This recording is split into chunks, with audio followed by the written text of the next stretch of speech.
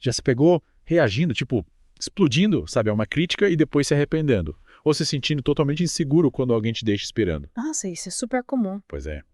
Hoje vamos mergulhar fundo em As 5 Feridas Emocionais, da Lise Bourbon, para entender por que a gente reage de formas, às vezes, tão intensas em certas situações. É fascinante como a Lise Bourbeau nos ajuda a entender, tipo, a raiz dos nossos comportamentos, né? Principalmente aqueles que nos causam dor, sabe? E o mais interessante é que, segundo ela, essas feridas emocionais que a gente carrega desde a infância, elas moldam não só nosso mundo interior, mas também se refletem no nosso corpo. Isso é mesmo. Sim, nas nossas reações e até na forma como os outros nos enxergam. É como se cada um de nós carregasse, tipo, uma linguagem secreta, sabe? Ah, Expresse cada gesto, cada olhar, cada traço da nossa aparência física. que interessante. A grande sacada da Lise Bourbeau é mostrar que, durante a infância, todos nós, né, desenvolvemos feridas emocionais a partir de experiências que a gente vive e, para se proteger, a gente cria máscaras. Máscaras? E é que acabam virando, tipo, padrões de comportamento ou até mesmo tipos de personalidade. Entendi. É como se a gente vestisse uma armadura pra evitar novas dores, mas no fundo a gente acaba se escondendo do que a gente realmente é, né? Exatamente. E a Lise descreve 5 feridas emocionais principais: rejeição, abandono, humilhação, traição e injustiça. Cada uma com sua máscara específica. Nossa, quanta coisa. É muita coisa pra gente desvendar.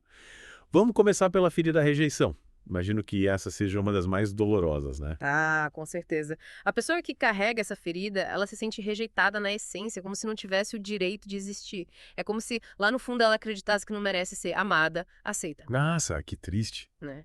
E para se proteger, ela cria a máscara do escapista. E como essa máscara se manifesta no dia a dia. O escapista busca a solidão, se sente mais confortável sozinho, sabe? Ele tem medo de chamar atenção, se sente indigno e pode ter dificuldade em se conectar com as pessoas, inclusive na intimidade. É como se ele quisesse sumir, né? É como se estivesse sempre tentando se tornar invisível. Faz todo sentido. Se você se sente rejeitado, é natural querer se proteger, né? Se isolar para evitar mais sofrimento. Mas e como a gente pode identificar alguém com essa filha? A Lise fala de características físicas. Sim, ela observa que a pessoa com a ferida de rejeição pode ter uma postura retraída, sabe? Como se quisesse ocupar o menor espaço possível. É como se o corpo acompanhasse essa tentativa de se esconder do mundo, né? De se proteger. Exatamente. E a Lise sugere que essa ferida geralmente se origina na relação com o pai, no caso dos homens, ou com a mãe, no caso das mulheres. Entendi. A criança pode se sentir rejeitada por esse genitor que, por algum motivo, não consegue acolhê-la completamente. É como se essa rejeição inicial marcasse a pessoa profundamente, né? Levando ela a se fechar para o mundo. E a ferida do abandono, como ela se manifesta. Bom, quem carrega a ferida do abandono vive se sentindo carente, inseguro, com um medo constante de ficar sozinho. É como se essa pessoa estivesse sempre buscando se agarrar em alguém ou em alguma coisa para se sentir segura. A máscara que ela usa é a do dependente. Dependente, isso. E como esse dependente se comporta? Ele tá sempre buscando atenção, apoio, aprovação dos outros, sabe? Tem dificuldade em tomar decisões sozinho e vive buscando conselhos, mesmo que nem sempre siga. Ele precisa dessa validação externa para se sentir seguro. E no aspecto físico, como a gente pode reconhecer o dependente? A Lise observa que a pessoa com a ferida do abandono geralmente apresenta uma postura curvada, como se estivesse carregando um peso nas costas. É como se o corpo expressasse essa necessidade de se apoiar em alguém. É como se a própria postura mostrasse esse medo de ficar sozinho, né? Essa necessidade de se agarrar em alguém. E qual a origem dessa ferida? Assim como na rejeição, a ferida do abandono também se forma na relação com um dos pais, mas nesse caso, com o genitor do sexo oposto. A criança pode se sentir abandonada emocionalmente ou fisicamente por esse pai ou mãe que não deu atenção, o cuidado que ela precisava. Impressionante como essas feridas da infância podem nos impactar por toda a vida, né? É realmente impressionante. Mas e você? Já identificou alguma dessas feridas em você mesma? E aí, prontas para mergulhar nas próximas feridas? No bloco anterior, a gente explorou a rejeição e o abandono. Agora, prepare-se que vamos desvendar as máscaras da humilhação, traição e injustiça. Tô pronta. Cada ferida que a gente desvenda é como descobrir um novo código para decifrar as relações, né? Começando pela humilhação, como ela se manifesta. A pessoa que carrega essa ferida se sente envergonhada, sabe? Inferiorizada, como se não fosse boa bastante. Ela tem dificuldade em se impor, em dizer não, e vive buscando a aprovação dos outros para se sentir aceita. É como se ela carregasse um peso enorme de vergonha, né? E que máscara ela cria para lidar com isso? Ah, a máscara do masoquista. Masoquista. Nossa, que palavra forte. Como essa máscara se manifesta no dia a dia. O masoquista se preocupa demais com os outros, se coloca em segundo plano, se anula para agradar. Ele tem medo de incomodar, de ser rejeitado, então prefere não expressar suas vontades e necessidades. É como se ele tivesse vergonha de ser quem é, sabe? E como a gente pode reconhecer alguém com essa ferida? A Lizzie também relaciona a humilhação com características físicas. Sim, ela observa que o masoquista costuma ter um corpo com tendência a ser acima do peso, arredondado, com pescoço curto e grosso. É como se o corpo estivesse carregando esse peso da humilhação, a dificuldade em se expressar livremente. Entendi. É como se a pessoa internalizasse essa humilhação, né? Esse sentimento de não ser suficiente, isso se refletisse até na forma física. E de onde vem essa ferida? Segundo a Lizzie, a ferida da humilhação geralmente se forma na relação com a mãe durante a fase em que a criança está desenvolvendo autonomia. Se a mãe é controladora, crítica, perfeccionista, a criança pode se sentir humilhada, envergonhada por não conseguir corresponder às expectativas. Faz muito sentido. É como se a criança aprendesse que precisa ser perfeita para ser amada e aceita. E quando ela não consegue corresponder a essa expectativa, se sente humilhada, inferior. E a ferida da traição, como ela se manifesta. A pessoa que carrega essa ferida vive desconfiada, insegura, com medo de ser enganada, de se entregar e sofrer. Para se proteger, ela cria uma máscara de controlador. Controlador. Isso buscando ter o controle de tudo e de todos ao redor. É como se ela tentasse controlar o mundo exterior para não ser pega de surpresa, né? Para se proteger de novas decepções. Mas essa necessidade de controle pode acabar afastando as pessoas, né? Com certeza. O controlador é exigente, perfeccionista, gosta de ter tudo sob controle, de acordo com os planos dele. Ele tem dificuldade em confiar, sabe? Em delegar tarefas porque teme perder o controle da situação. E no aspecto físico, como a gente pode reconhecer o controlador? Alicia descreve o controlador como alguém com uma postura que transmite força, poder, domínio. É como se ele quisesse impor respeito e mostrar que está no comando. Interessante. É como se a postura física refletisse essa necessidade de controle, né? Essa tentativa de se proteger de possíveis traições. Mas de onde vem essa ferida? Quando ela se forma? A ferida da traição, assim como as outras, surge na infância. No caso das meninas, a ferida geralmente se forma na relação com o pai. No caso dos meninos, com a mãe.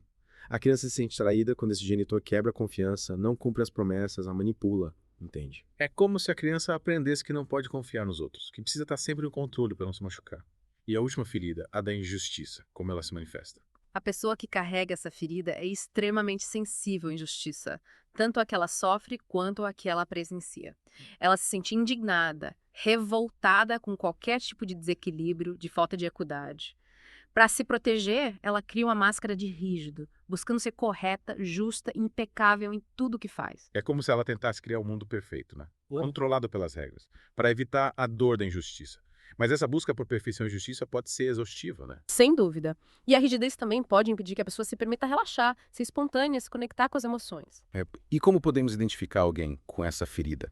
Que características físicas a Lizzie relaciona com a injustiça? Ela observa que o rígido geralmente tem um corpo ereto, rígido, com postura impecável. Os movimentos são precisos, controlados, sem muita flexibilidade. É como se ele estivesse sempre em guarda, pronto para combater qualquer injustiça. Interessante como o corpo reflete essa rigidez interna, né? Essa dificuldade em se flexibilizar, em se permitir ser vulnerável. E qual a origem dessa ferida? A ferida da injustiça geralmente se forma na relação com o pai, no caso dos meninos, e com a mãe, no caso das meninas.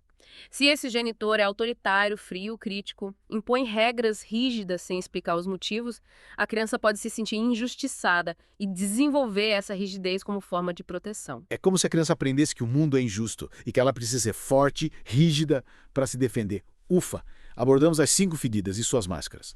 Nossa, quanta coisa, né? Nos últimos blocos a gente mergulhou de cabeça no mundo das 5 feridas emocionais, né?